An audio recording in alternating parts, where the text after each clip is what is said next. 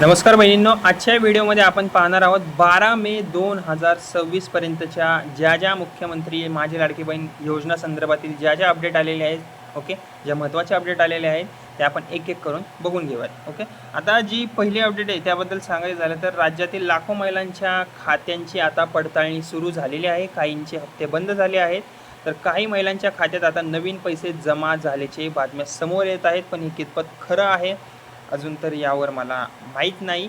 ज्या महिलांना पैसे आले असतील अशा महिलांनी मला कमेंट करा, ज्या महिलांना नाही आले त्या महिलांनीसुद्धा कमेंट करा. म्हणून हा व्हिडिओ तुम्ही शेवटपर्यंत नक्की पहा, कारण आजची माहिती प्रत्येक लाडक्या बहिणीसाठी महत्त्वाची आहे. तर सर्वात मोठी बातमी जी आहे ती आहे, सरकारने लाडकी बहीण योजनेत मोठ्या प्रमाणावर KYC पडताळणी सुरू केलेली आहे. ज्या महिलांनी वेळेत KYC पूर्ण केली नाही त्यांच्यावर आता कारवाईसुद्धा सुरू झालेली आहे. माहितीनुसार तब्बल 68 लाख खात्यांची तपासणी करण्यात आली असून अनेक महिलांची नावे या योजनेतून कमी करण्यात आलेली आहेत. आता अनेक महिलांच्या मनात असा प्रश्न आहे की योजना बंद होणार आहे का, एवढ्या महिलांना कमी करण्यात आलेला आहे.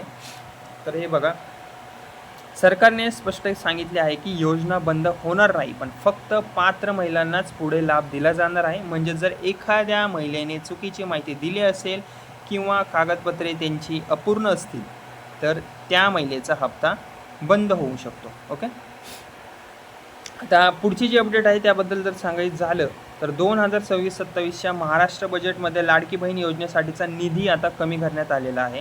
ओके, याआधी योजनेसाठी सुमारे 36,000 कोटी रुपयांची तरतूद होती, पण आता ती कमी करून 26,500 कोटी करण्यात आलेली आहे.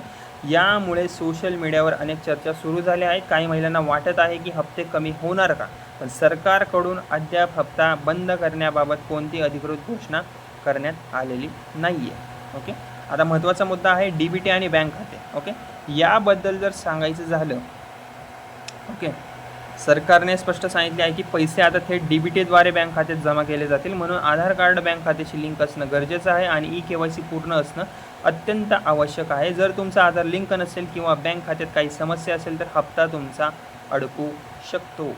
ओके, आता दरम्यान काय झाले, काही जिल्ह्यांमधील महिलांच्या खात्यात 2100 ते 4200 रुपयांपर्यंतचे हप्ते जमा झाल्याचे बातम्या समोर आलेल्या आहेत. पण हे कितपत खरं आहे खोटं आहे याविषयी अजून काही आलेला नाही आहे डेटा समोर. काहींना जुने थकीत हप्ते मिळाले असल्याचे सांगितले जाते. आता काही महिलांना जे डिसेंबर जानेवारीचे जे हप्ते आहेत त्यांनी KYC कंप्लीट केले आहे त्या महिलांना जुने हप्ते, जुन्या महिन्याचे हप्ते हे मिळालेले आहे. ओके, ज्या महिलांना असे मिळाले असतील हप्ते त्यांनी कृपया करून माझ्या चॅनलला सबस्क्राईब करून कमेंटमध्ये नक्की सांगा मला हे जुन्या महिन्याचे हप्ते मिळाले आहेत. ओके, पण दुसरीकडे अनेक महिलांनी सोशल मीडियावर आणि बाकी ठिकाणी सोशल मीडियावर तक्रारी केल्या आहेत की त्यांचे पैसे अजून आलेले नाही आहेत, काहींचे हप्ते उशिरा मिळत आहेत. म्हणून बहिणींनो, तुमचं KYC पूर्ण असेल तर कॉंग्रॅच्युलेशन्स. आधार लिंक आहे का तपासा, करून घ्या. नसेल तर आणि बँक खाते तुमचं सक्रिय आहे का ते चेक करून घ्या, म्हणजे चालू आहे का ते बघून घ्या.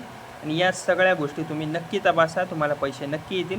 सरकारने अपात्र लाभार्थींवर सध्या कारवाई सुरू ठेवण्याचे आदेश दिलेले आहेत. ओके, त्यामुळे कोणतीही चुकीची माहिती तुम्ही देऊ नका. आणि अशाच ताज्या अपडेट्ससाठी चॅनलला माझ्या सबस्क्राईब करा. बडी नावाचं चॅनल आहे, त्यावर मी रोज लाडकी बहीण योजनेबद्दल अपडेट ह्या टाकत असतो. त्यामुळे व्हिडिओला माझ्या लाईक करा आणि व्हिडिओ माझा शेअरसुद्धा करा. जय महाराष्ट्र, धन्यवाद.